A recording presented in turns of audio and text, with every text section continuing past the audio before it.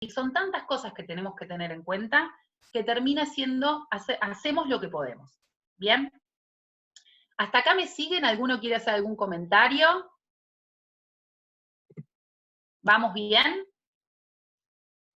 Bueno, entonces, si yo les tuviera que describir a ustedes, ¿sí?, lo que es la alineación postural ideal, ¿sí?, porque primero hay que conocer cuál sería lo ideal para poder entender las disfunciones.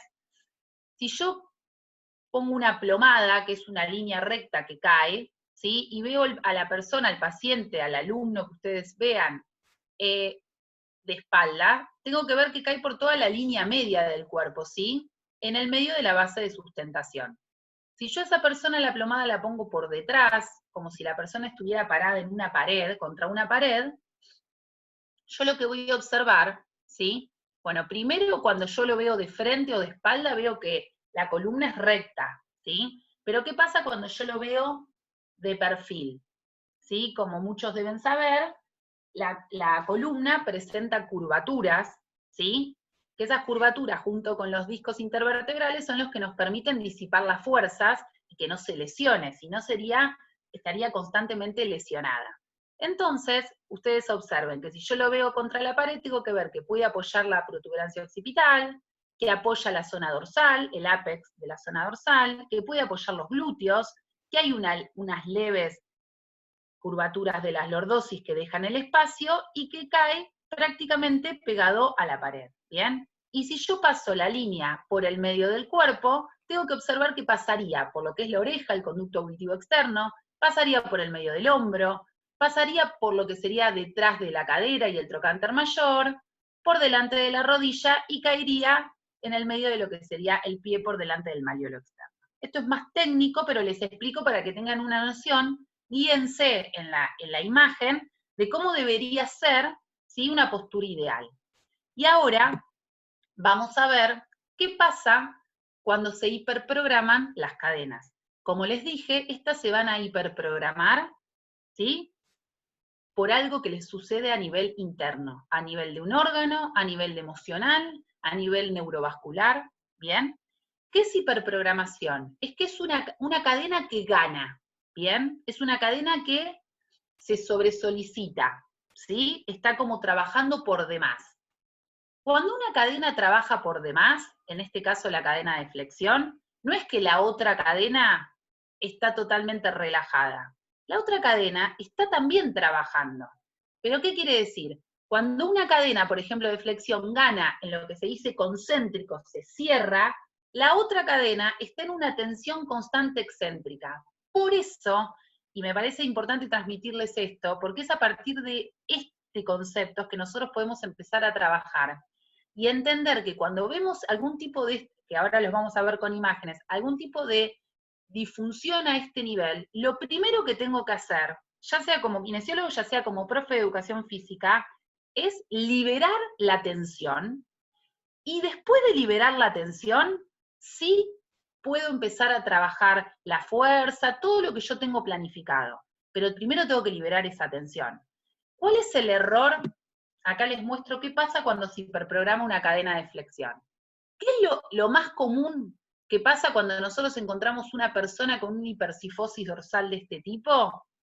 La mayoría, o por lo menos el concepto antiguo, por suerte ahora se está modificando, es, bueno, a trabajar la espalda, porque vos estás doblado, es decir, lo que tenés es mucha debilidad en lo que serían los músculos espinales, dorsales, y la realidad es que no es eso como se debería empezar a trabajar. Lo que uno tendría que hacer es, primero que, liberar la parte anterior, ¿sí? Hacer ejercicios de relajación, de elongación de la parte anterior, y luego poder empezar a implementar un trabajo de fuerza. ¿Me siguen? Entonces, para mí es importante que ustedes tengan una noción básica de esto, porque a partir de acá ustedes pueden aprender a derivar y también a armar un trabajo en lo cual por lo menos a nivel terapéutico va a ser acorde a cada paciente, a cada persona, a cada alumno. Entonces, cuando tenemos una hiperprogramación de la columna, de la cadena de flexión, encontramos una hipercifosis dorsal, ¿bien? Encontramos una rectificación a nivel lumbar, ¿bien? La persona se cierra. Los brazos, los miembros superiores están totalmente flexionados y enrollados hacia adelante, como la figura acá, ¿bien? ¿Qué pasa a nivel de los miembros inferiores? Aparece una retroversión pélvica, se llama. ¿Vieron cuando las personas que están paradas y siempre como metiendo cola, como si estuvieran sentadas? ¿Sí? Y tienen esa flexión en la cadera, flexión en la rodilla, esa gente que se levanta y pareciera que nunca se termina de levantar, siempre está en flexión, ¿bien? Cuando yo lo veo, entonces, a nivel de la pelvis, veo esa persona que mete cola, ¿bien? A nivel de las rodillas y de la cadera veo una flexión, y en el pie se traduce en un pie cabo, y en los dedos en dedos martillo. Esto obviamente es puro, ¿sí? Claramente nosotros en la clínica no lo vemos así, las personas no vienen solo con una hiperprogramación de una cadena, siempre hay una combinación, ¿sí? Pero esto es para que se entienda. ¿Qué pasa cuando hay una hiperprogramación de la cadena de extensión? Sucede un poco lo contrario, ¿sí? Fíjense, nosotros vamos a encontrar un dorso totalmente rectificado, ¿sí? Y a nivel lumbar se aumenta la curvatura y aparece una hiperlordosis lumbar, ¿bien?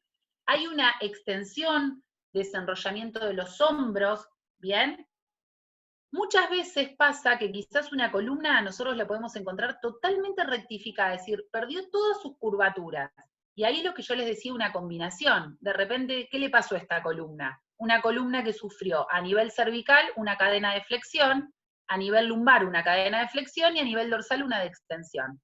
Se mezcló. Entonces uno tiene que empezar a desenmarañar a ver de qué manera podés volver a darle movilidad y funcionalidad a esa columna. ¿Bien? ¿Qué pasa con una cadena de extensión a nivel de los miembros inferiores?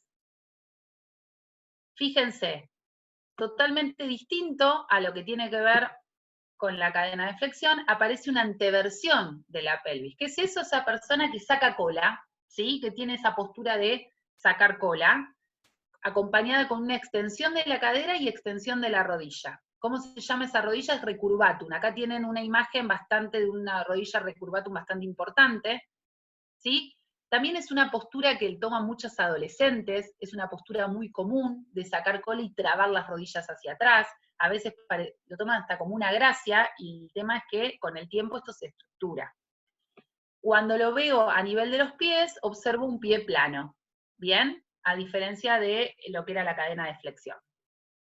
Bien, ahora, ¿qué pasa cuando hay una hiperprogramación de la cadena de cierre? Yo lo que voy a encontrar es que la persona que ya estaba enrollada, porque generalmente se conjuga con una cadena de flexión, generalmente, la persona se termina de enrollar, ¿sí?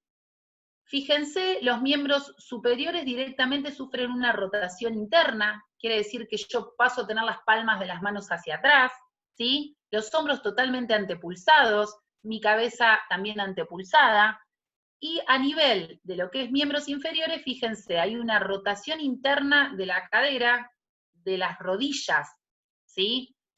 Es una postura, como se le dice, la postura de la niña que quiere ir al baño, ¿sí? Esa postura de cierre que termina haciendo que yo me apoye sobre mi arco interno de los pies, ¿bien? Y va a generar un famoso juanete, un hallux valgus. Obviamente que esto es a lo largo del tiempo cuando las cosas se instalan y no se trabajan, y no se corrigen, ¿bien? Yo acá no les estoy poniendo los componentes musculares de cada cadena, ¿sí? Pero cuando uno después estudia sobre las cadenas, entiende cuáles son los músculos que la componen, entonces es más fácil cuando uno ve a una persona con cierta postura, ¿sí? Con cierta estática, ¿qué manera lo tendrías que abordar? ¿Sí? ¿Qué tendrías que relajar primero? ¿Y qué pasa cuando nosotros tenemos una hiperprogramación de la cadena de apertura? En este caso, bien, sucede todo lo contrario. Un poco lo que yo les había dicho cuando en un embarazo, fíjense, en una persona con un abdomen prominente, como requiere mucho espacio, ¿sí? A nivel abdominal, lo que adopta es una postura totalmente de despliegue, ¿sí? De apertura. Estéticamente se ve mucho más linda, pero no quiere decir que esté bien, ¿sí? Fíjense a nivel de las piernas, hay una rotación externa acá de la cadera y la rodilla se convierte en lo que se llama varo, esa rodilla en paréntesis, y nosotros tenemos un apoyo sobre lo que va a ser el arco externo del pie, y ya no tenemos un dedo, un juanete, pero sí tenemos un quinto varo, ¿sí? Generalmente el pie y las cervicales, por ser dos puntos que están más libres, son los que más compensan, por eso generalmente los pies se deforman fácilmente y las cervicales son las que también, ¿sí? Presentan más sintomatología. Bien, ¿hasta acá me van siguiendo? ¿Sí? Bueno, a partir un poco de esta presentación que les digo cuáles son las dificultades que nosotros podemos encontrar a nivel de la postura, hay dos tipos de tratamiento a nivel kinesiológico, ¿sí? Que tienen que ver uno con el método de las cadenas fisiológicas de Busquet, el método Busquet, y otro RPG que es súper conocido. Quiero hacer una salvedad con respecto a esto, porque ayer en la charla, la doctora Romina Salerno, que estuvo excelente su charla, nombró el método Busquet como un método de nutrición. Y la realidad es que el método Busquet no tiene nada que ver con eso, es un método de terapia manual.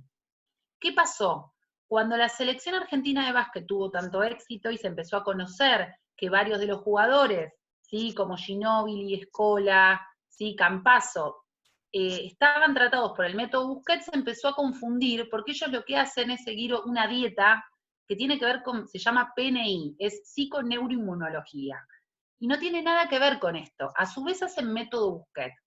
Como el método Busquets justamente entiende que hay una gran relación entre lo que nos pasa por dentro y nos pasa y cómo se adapta a nuestra cáscara, cuando vos encontrás una persona que de repente podés encontrar que tiene un abdomen prominente o que no se está alimentando bien por X motivo, que tiene mucha tensión a nivel abdominal, uno puede sugerirle que vaya a hacerse un control con un nutricionista, ¿sí? Para que le trate de modificar si no se está alimentando bien. Y en este caso, los del método Busquet recomiendan seguir a los nutricionistas que siguen esta línea de trabajo, pero nosotros no trabajamos con la nutrición del paciente. ¿Bien? Eso me parecía interesante aclararlo porque si no se confunde. Bien, entonces, como les decía, el método Busquet es un tratamiento de terapia manual en lo Sole, cual uno hace... Sí, te interrumpo un segundito para que... decime. No, es simplemente para que sepan todos, porque como estamos otra vez con el límite de 100 escuchando, que sepan todos que estamos saliendo en vivo por Facebook también, ¿sí? Que por ahí le pueden decir a alguien que no ha podido entrar, si están en comunicación con alguien, que en vivo, en la página de instituto, estamos saliendo por Facebook. Buenísimo. Bueno, entonces, un poco lo que les decía es esto, el tratamiento del método Busquet es un tratamiento de terapia manual, ¿sí? En lo cual uno hace una evaluación del paciente, una evaluación holística del paciente, estática y en dinámica, ¿bien? Y lo que haces a partir de eso es encontrar cuáles son los puntos de tensión en las distintas cadenas y trabajarlas, ¿bien? A partir de ahí uno hace una síntesis entre lo que el paciente vino por motivo de consulta, y entre lo que vos estás viendo en su cuerpo, y a través de distintas técnicas, manipulaciones, posturas, ¿sí? Lo que se hace es volverle la movilidad al paciente a los distintos tejidos, mejorarle la estática y quitarle esas tensiones parásitas. ¿Por qué? Porque Busquet sostiene que el cuerpo es una estructura genéticamente programada, que una vez que uno le quita las tensiones que lo están dañando por alguna manera, el cuerpo sabe, no va a seguir gastando energía si ya puede, si de repente, a ver, si se entiende, yo tenía un cierre acá en mi cadena de flexión y a mí me la liberan, ¿sí? Obviamente le tengo que enseñar a esa persona que ya puede estar derecha, ¿bien? Que no tiene por qué estar cerrado, ¿sí? Pero ya mis músculos de la espalda entienden que no tienen que estar trabajando con una sobrecarga, ¿bien? Porque ya me liberaron. Entonces es un trabajo que uno primero desprograma esas cadenas que las ves que están hiperprogramadas y después las reprogramas, le enseñás a la persona cómo nuevamente moverse, ¿sí? RPG es un método bastante más conocido acá en Argentina, es reeducación postural global, también es un método de terapia manual, y lo que hace se dice que es un método inhibitorio de diagnóstico, evaluación y tratamiento. ¿Por qué? Porque al paciente también se lo evalúa, se saca un diagnóstico también en base de cadenas, que no son las mismas cadenas descritas por Busquet, pero que también son cadenas musculares, y a partir de ahí se hace un tratamiento con posturas donde los músculos se ponen en una tensión excéntrica, en una tensión máxima, ¿sí? Buscando de coaptar, ¿sí? De coaptar todas las articulaciones, es decir, buscar espacio, ¿bien? Es un tratamiento activo por parte del paciente y se adapta también a todo tipo de edades. La realidad es que los dos tratamientos se adaptan mucho. Busquet lo que tiene es que tiene un tratamiento específico para bebés, súper interesante para todos los bebés que presentan a veces reflujo, que presentan ese llanto inexplicable constante, falta de sueño o una tortícolis congénita. La verdad que es súper interesante, los libros los pueden leer, son 8 tomos, por fuera de que uno no esté trabajando con eso, es súper interesante la propuesta que hacen. Yo acá no lo anoté, pero además de estos tratamientos está todo lo que hace el abordaje del profe de educación física, ¿sí? Yo trabajo de la mano con una profe de educación física que hace toda la parte de stretching global activo, se ha especializado en PCP, entonces hay un montón hoy por hoy de herramientas que tienen para hacer una continuidad del tratamiento y poder trabajar en un ámbito de salud, ¿sí? En los gimnasios, pero también dentro de lo que puede ser un consultorio de traumatología, de kinesiología, es muy interesante. Bien, hasta acá lo que sería la parte de conceptos de postura, y para cerrar, me parecía interesante lo que tiene que ver con la higiene postural. La higiene postural serían un conjunto de normas, ¿bien? Cuyo objetivo tiene que ver con aprender a mantener una correcta posición del cuerpo y cómo movernos, ¿sí? Para evitar lesiones, ¿bien? Entonces yo les voy a poner algunos puntos que me parecen interesantes para que ustedes sepan, algunos seguramente ya los conocen y otros los podemos refrescar y otros que no los conocen, porque es interesante saber cómo uno, ¿sí? Posicionarse en el espacio y también como profe de educación física, como agente de salud, poder corregir a sus alumnos, explicarles cómo estar, cómo moverse, es súper interesante. Bien, la primer postura tiene que ver con la postura de pie, ¿sí? Es una postura que nosotros estamos la mayor cantidad de tiempo, ¿sí? Y es una postura que si nosotros no la hacemos correctamente, podemos cambiar el centro de gravedad, en vez de caer en la base de sustentación, modificarse, y esto hacer que nuestras curvas de la columna se modifiquen. Entonces, fíjense, ¿qué es lo que debo tener en cuenta cuando yo estoy parado? Debo tratar de mantener siempre la mirada horizontal, ¿sí? No llevar la mirada hacia abajo porque eso hace que se rectifiquen mis cervicales y me traiga problemas. Los hombros deben estar relajados.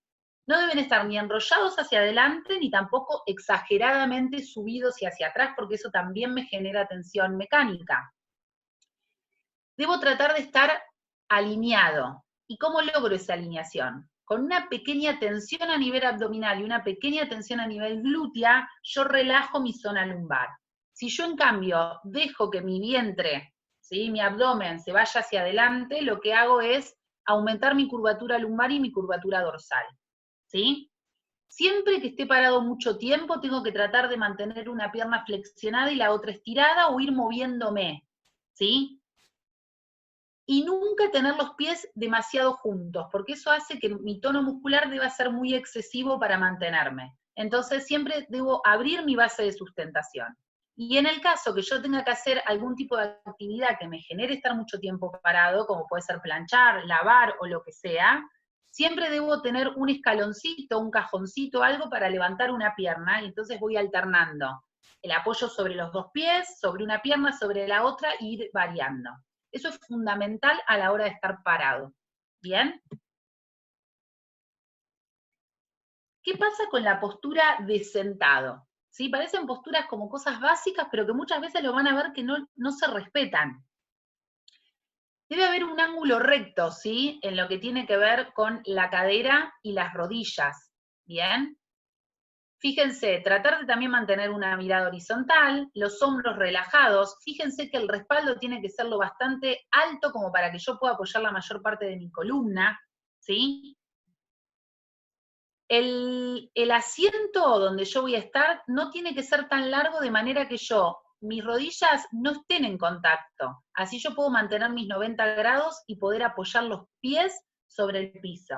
Eso es fundamental. Yo tengo que tener contacto de mis pies con el piso y de la zona lumbar contra la silla, ¿sí? ¿Por qué? Porque de esa manera yo puedo producir un autocrecimiento, ¿sí? Y de esa manera mantenerme en eje. Si no puedo tener contacto, puedo poner un almohadón a nivel lumbar, ¿bien? Y entonces, el contacto del piso y el contacto lumbar es importante. ¿Qué pasa cuando yo estoy sentado en una jornada laboral? Es decir, en un escritorio, como les puede pasar a ustedes, trabajando en la computadora. Hay cosas que se respetan, los 90 grados de lo que tiene que ver la cadera, 90 grados de las rodillas y el apoyo del pie. Si yo no llego a apoyar, me tengo que poner un reposapiés, algo que a mí me permita hacer como arraigarme al piso, ¿sí? Para poder crecer. Bien, la zona lumbar apoyada, si no lo logro con un almohadón. Los hombros relajados, la mirada horizontal, por lo tanto, si tengo un monitor que ver, lo tengo que poner de manera tal que yo no tenga que estar ni con la mirada hacia abajo ni con la mirada hacia arriba, ¿sí? Tiene que seguir mi línea. Fíjense los antebrazos apoyados en 90 grados, los codos apoyados, y fíjense cómo cae la mano. Nunca tengo que trabajar con el mouse ahí, porque si no me hago una tendinitis de mis extensores. Entonces siempre tengo que tener un apoyo y que mi mano caiga. De esta manera yo lo único que hago es trabajar con los dedos, ¿bien? Y nuevamente, bueno, las rodillas en 90, como les decía, y ese apoyo en el piso. Si tengo que copiar algo, lo ideal sería tener un atril que a mí me permita tenerlo a la horizontalidad de la mirada y no tener que estar modificando constantemente, ¿bien? Bueno, otra postura que es básica y que a veces, muchas veces no la conocemos cómo hacer correctamente, tiene que ver con la postura de estar acostado en decúbito, ¿sí? Se recomienda no dormir boca abajo, nunca, ¿sí? ¿Cuáles serían las posturas? Si quiero estar boca arriba, debo poner una almohada abajo de las rodillas, es fundamental. ¿Para qué? Para mantener la zona lumbar relajada.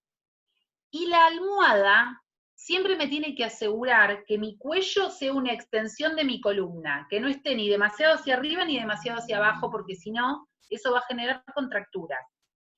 ¿Qué pasa cuando yo me pongo en decúbito lateral? Sería de costado. Bueno, lo que tengo que hacer es, el brazo que quedaría por debajo, lo tengo que poner abajo de mi almohada, ¿sí? Y el brazo que queda arriba tiene que estar relajado o estirado o relajado, a lo largo del cuerpo, y siempre entre medio de las rodillas una almohada. Yo a veces a mis pacientes les recomiendo una almohada grande y que abracen la almohada con las rodillas y con los brazos. Esa es una manera de no comprimir ni los hombros ni los miembros inferiores. ¿Bien? Cuando yo me tengo que levantar de esa postura, nunca tengo que tratar de, si estoy boca arriba, no me levanto directamente boca arriba, ¿sí?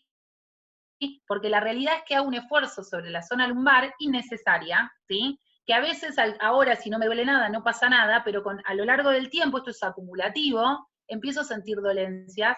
Entonces, la correcta posición para levantarnos es pasar de costado, dejar caer las piernas de lo que sería la cama, y empezar a incorporarme despacito, ¿sí? Ayudándome con los brazos.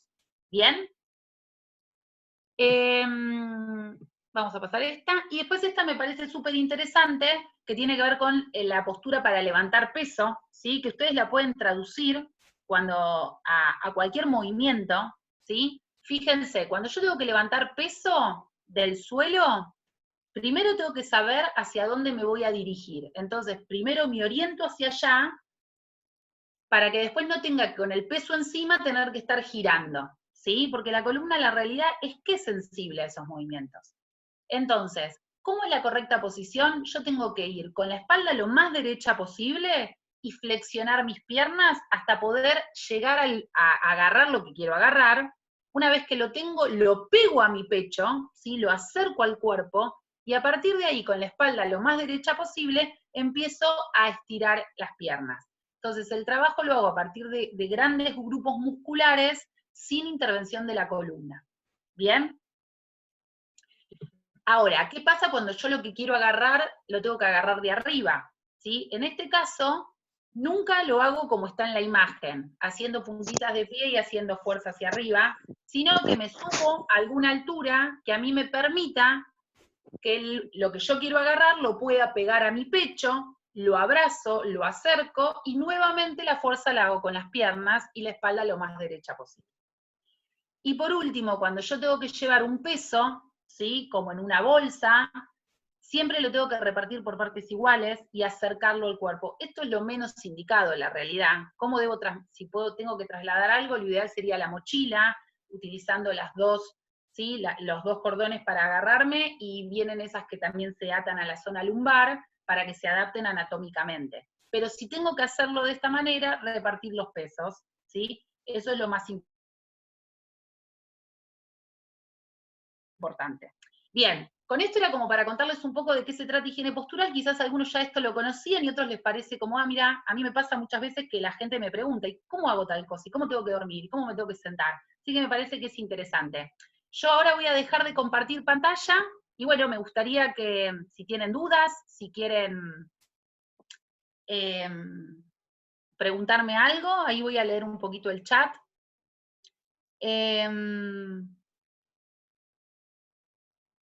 A ver, uno me dice, ¿recomendás Mackenzie, McKill y soportes lumbares? Bien, a ver, la realidad es que yo, cuando los pacientes vienen y me dicen si requieren usar algún tipo de faja, soportes lumbares, me imagino que te refieres a eso, tienen que utilizar alguna faja o esas espalderas para estar derecho, yo la realidad es que les digo que no, porque si no, lo que vos haces es quitarle aún más la propioceptividad que tiene que tener el cuerpo. Lo que hay que hacer es esto, entender cuál es la cadena que le está trayendo problema, ayudarla a relajar, empezar luego de relajar a reprogramar la otra cadena y empezar a trabajarla. Y en el caso de que sea una persona, bueno, que tiene que porque su trabajo tiene un trabajo de esfuerzo y que realmente está con un dolor, no puede parar y lo necesita, bueno, en ese caso, en ciertas posturas, ¿sí? En ciertos momentos del día, en su jornada laboral, pero no constantemente, porque la realidad es que si no, no lo ayudamos al cuerpo. Y lo de Mackenzie, hablas del método Mackenzie, yo no estoy interiorizada en el método Mackenzie, sé que tiene muchas cosas que comparte con RPG, pero que lo aborda desde otro lado, ¿bien? Acá Juan me pregunta por qué usa la caja para apoyar el pie al estar parado. Justamente por esto, para ir cambiando el punto de apoyo, y vos al subir la pierna lo que haces es relajar la zona lumbar, ¿sí? Vos probá, no sé si te pones alguna vez en la posición de lavar platos o en la posición en que uno está parado y tenés que hacer esa pequeña flexión con el tronco, enseguida el dolor lumbar se instala, es muy común, entonces uno, al modificar el punto de apoyo, lo que hace es relajar esa zona lumbar. Sobre todo está pensado para las actividades de la vida diaria que uno requiere en esa semiflexión, que se hace a partir, si no, de la columna lumbar, y sobre todo cuando uno tiene que estar mucho tiempo parado. Bien, después, no sé si hay una pregunta que no le entendí, que me dice, de Juan también, bueno, que creo que es eso. Acá me preguntan también si RPG lo recomendás por un determinado tiempo o libre. Mirá, las sesiones tanto de RPG como de Busquets se plantean una vez por semana, una vez cada 15 días, todo depende de la dolencia del paciente y de la impotencia funcional en que se encuentre, ¿sí? No es lo mismo si el paciente viene con un motivo postural, simplemente uno lo puede plantear cada 15 días, o cuando el paciente viene con una impotencia de que no se puede mover, de que tuvo que dejar de trabajar, entonces en ese caso uno lo plantea una vez por semana, a veces hasta 2 veces por semana. La realidad es que yo trato de que hagan, las obras sociales los nomenclan por 10 sesiones generalmente, pero la realidad es que cada paciente es distinto. Yo tengo pacientes que no se quieren ir, ¿sí? Nunca, entonces hacen sus tratamientos de 10 sesiones y después de repente hacen un mantenimiento, y los veo siempre, una vez por mes, una vez cada 2 meses, ¿sí? Eso es muy libre, eso depende del paciente en realidad. no es la idea que el paciente entre en una cronicidad de todas las semanas durante todo el tiempo, ¿sí? Porque en algún momento también hay que probar qué pasa con ese cuerpo, ¿sí? Que ya no recibe ese estímulo constante, y también empezar a darle tips al paciente como para que pueda hacer otras cosas, otras actividades. Sí. Sí, soy Adriana de Necochea, ¿qué tal? ¿Cómo estás? Llega el paciente, ya sea porque te recomendaron, porque saca un turno con vos, o es un deportista de alto rendimiento, o una persona común. ¿Qué tipo de evaluación le haces? ¿Sí o sí te regís por algo en especial, o cómo es la evaluación que le haces?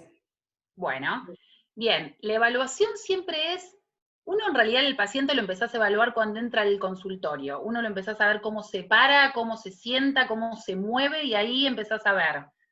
Hay primero una anamnesis donde uno empieza a ver cuál es ese motivo de consulta, cuál es su historia clínica, si tuvo cirugías. A veces el paciente inmediatamente no te cuenta, pero a medida que vos lo vas tocando, el paciente te va soltando cosas y vos decís, ah, ojo que por ahí pudo haber venido.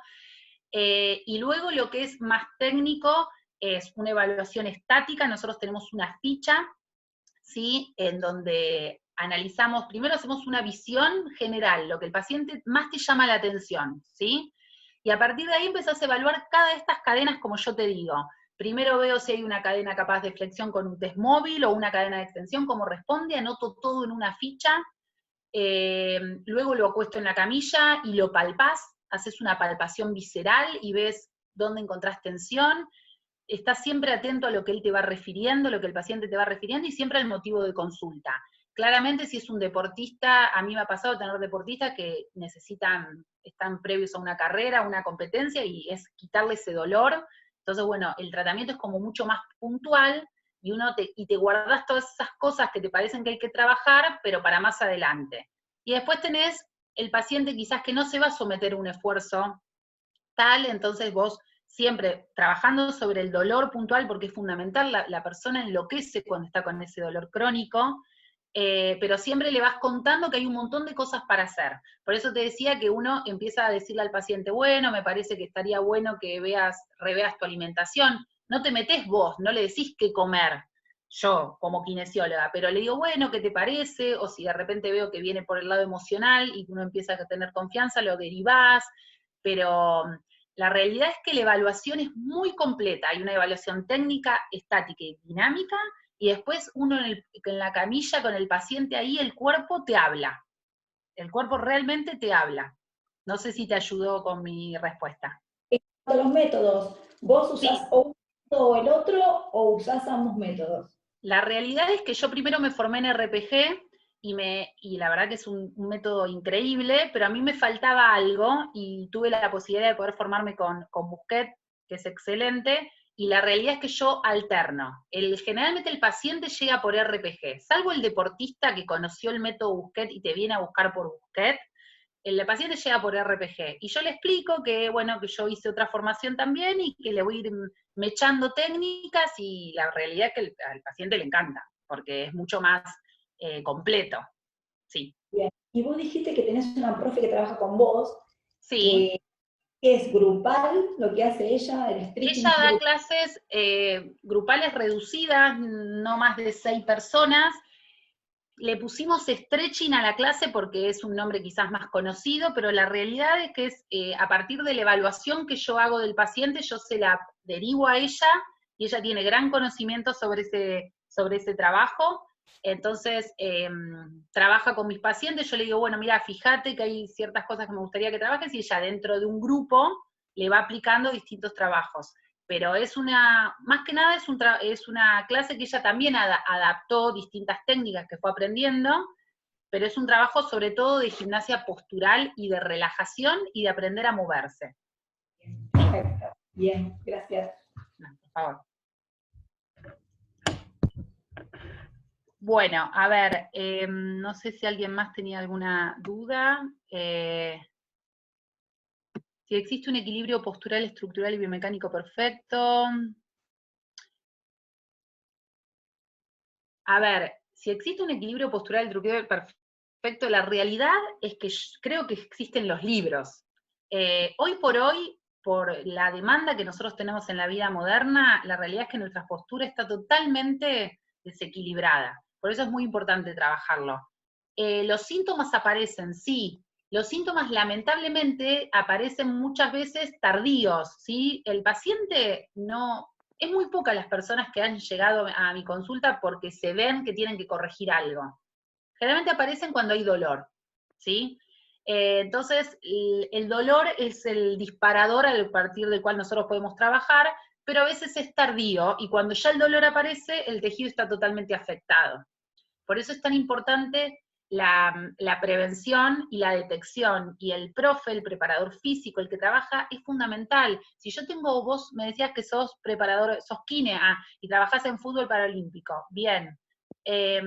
La realidad es que si yo tengo un jugador que se vive lesionando, me tiene que llamar la atención, no es porque tuvo mala suerte, porque algo está pasando. Entonces es importante poder llegar, si yo no me dedico a esto, capaz poder derivarlo y que alguien me haga una evaluación funcional.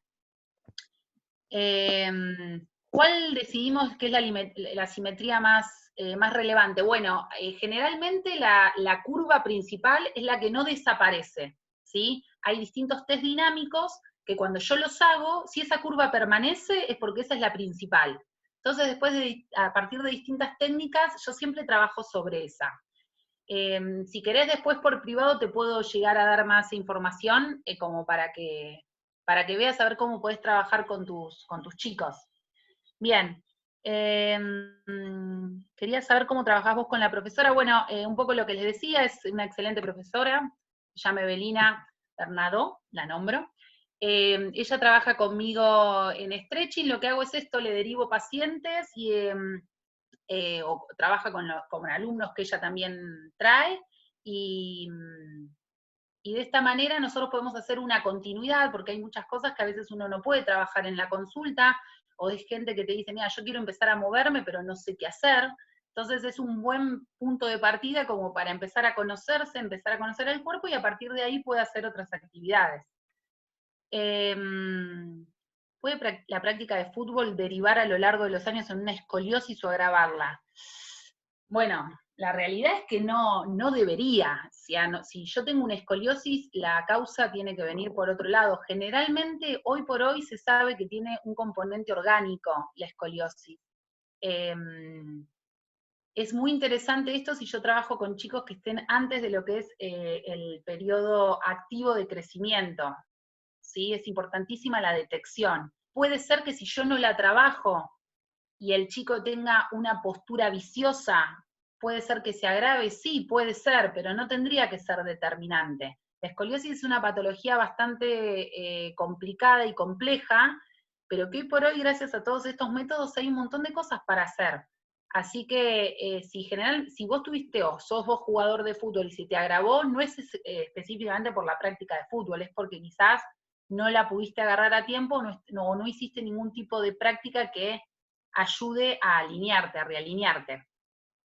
Bueno, creo que ya se nos está yendo el tiempo. No sé, Mariano, si puedo contestar algunas preguntas más o vamos dando el cierre y las otras preguntas las... Si querés, Sole, contestar un par de preguntas más y vamos cerrando. Dale, buenísimo. Bueno, nos recomendás trabajar, ¿qué nos recomendás a los profes de educación física, Gloria, para trabajar en las clases de las escuelas en todos los niveles? Gloria, un beso. Yo les recomiendo que, para mí, lo importante es que nosotros somos agentes de salud, y estaría buenísimo que en algún momento de la planificación uno se dedique a ver cómo se mueven sus alumnos, a ver qué estática tienen, a explicarles estas cosas de higiene postural. Y esto que les digo, empezar a cambiar el concepto que cuando yo veo una persona, por así decirlo, que está con una hipercifosis, tengo que trabajar la espalda. No, sacar ese concepto, porque lo que hay que hacer es liberar. Primero hay que liberar las articulaciones, los músculos. Estaría buenísimo que los chicos hagan clases de stretching, lúdicas. Hoy por hoy hacen un montón de cosas de yoga, pero que tengan un objetivo. Si yo veo que todos mis alumnos tienen una tendencia, porque nosotros todos tenemos una tendencia hacia la flexión, al trabajo de cierre, de repente plantear con un objetivo, si yo los veo que los chicos todos se sientan mal, se paran mal, empezar a darles tips, eso sería súper interesante, y también ver cómo llevan el peso de la mochila, cómo se mueven ellos, cómo se manejan, cómo caminan, estaría muy bueno. No está en la currícula, pero me parece que sería súper interesante, siempre haciéndolo, ¿no?, de forma lúdica. Bien, no sé si creo que ese era el último mensaje. Bueno, sí. Sole, hola, ¿cómo estás? ¿Cómo andas, Agus? ¿Cómo andás? Mirá, te quería hacer una consulta, Sí, porque de RPG he leído algunas cosas, pero de Busquets no. sí, Cuando vos empezás a reprogramar y ya considerás que la fase de reprogramación después de la liberación y todo lo sí. que explicaste, ¿dónde situás el trabajo de fuerza, más que nada de la musculatura profunda, para que esa reprogramación quede como más asentada? Bien, bueno, acá lo que el método te transmite principalmente es que la manera que vos tenés que reprogramar siempre tiene que ser dentro de un patrón funcional. Es decir, tiene que ver con el alumno que vos vas a trabajar o con el paciente que vos vas a trabajar, ¿sí? Nada analítico, todo tiene que ser dentro de, si vos querés recuperar, por ejemplo, a un jugador de básquet, bueno, y tiene una cierta posición en la cancha, bueno, tiene que ser a través de eso. Se trabaja mucho a través de bandas elásticas, ¿sí? Pero bandas elásticas funcionales al movimiento, ¿sí? Nada que salga de eso, nada que decir, todo tiene que estar transmitido dentro de un patrón de movimiento que le sirva a la persona, ¿sí? Eso tiene que ver en la reprogramación. Yo cuando a la persona, de repente, como decís vos, le liberé toda una atención, le pregunto, bueno, ¿a qué se dedica? ¿Cuál es su posición durante la mayor cantidad de tiempo? ¿Qué movimientos sentís que son los que te duelen? Y a partir de ahí yo le hago la reprogramación. Le digo, bueno, vas a empezar a hacer estos movimientos. Hay movimientos que parecen súper pavos, pero que aprenden a hacerlos. Y a partir de ahí la carga, y eso yo no trabajo con carga porque a mí en mi reprogramación termina en el consultorio, pero los chicos que han hecho reprogramación propioceptiva, es súper interesante porque ellos después tienen un análisis de cómo van a ir alternando la carga. Pero en eso yo no te puedo ayudar porque no lo hago. Todavía esa preparación no la hice. Espero poder tomarla pronto. No sé si te sirvió. Sí, porque, bueno, algo con lo que se venía hablando desde la charla anterior, ¿no? De ir a lo específico y no es todo lo mismo para todo el mundo, ¿no? No, es que una vez se dice lo específico en relación a un deporte, pero la realidad es que la gente No, también la tiene vida movimientos cotidiana. específicos. Entonces, no es lo mismo un conductor, una secretaria, una maestra de escuela, tienen movimientos distintos, entonces está bueno que uno los reprograme y los ayude a moverse dentro de su ámbito. Claro. Sí. Genial. Bueno, Gracias, Sole, bueno, Marian, vamos a ir terminando. Muchas gracias, muy buena la charla. gracias a vos. La semana que viene es muy probable que ya se programen charlas nuevas, algunas a pedido de los que han estado concurriendo, van a ser continuación de algunas que se han dado, y va a haber otras charlas nuevas con nuevos expositores. Así que les agradecemos a todos, esperamos tenerlos de nuevo la semana que viene. Ya les va a llegar seguramente la promoción de las charlas. Muchas gracias por acompañarnos, y muchas gracias, Sole. Gracias, Marian, un beso para todos. Adiós, gracias, nos vemos. Chao.